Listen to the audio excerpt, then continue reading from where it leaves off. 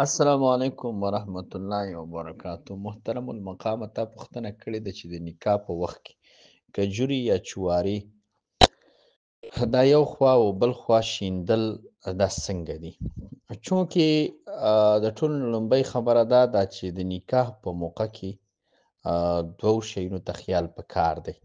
که بالفرضه دا په مسجد کې وي او خلک په دې جوارو شیندلو باندې منتشر کیږي چې منتشر شو خلک او ګډ وډ شو او د جومات بې ادبي پې کیږي، نو بیا په کار نه دي. بیا هم داسې تقسیمول پکار دي.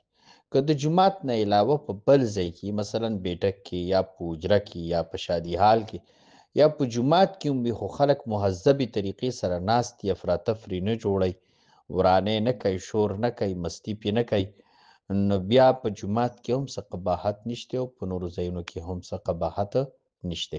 پاتې شوه دا خبره چې شیندل یې څنګه دي. ځینې علما ورته مستحب ویلي دي او ځینې ورته سنت ویلي دي. چونکې دا سنت چې کله په فقه کې ذکر شي نو دا په معنا د مستحب سره راځي. ښه، دا مسله زموږ مسلکي کتاب شامل لیکلې ده. دا دویمه نمبر خبره. پاتې شوه دا چې روایت پکې راغلي دي، نو دې روایاتو کې ضعف دی. په ځان په دې خبره باندې پوه که چې کله د یو شیز استحباب ثابت کیږي که نه، نو که په دې کې ضعیف روایات هم راشي خو چې ګڼ وي، دوه وي، درې وي، څلور وي یا دوی، نو بیا هغه مستحب والی پې ثابت کیږي. ثقت د روایت، مضبوطوالی د روایت چې دی دا به مونږ په فرضو په واجبو کې ګورو، ښه، نه په مستحبو کې او په سنتو کې.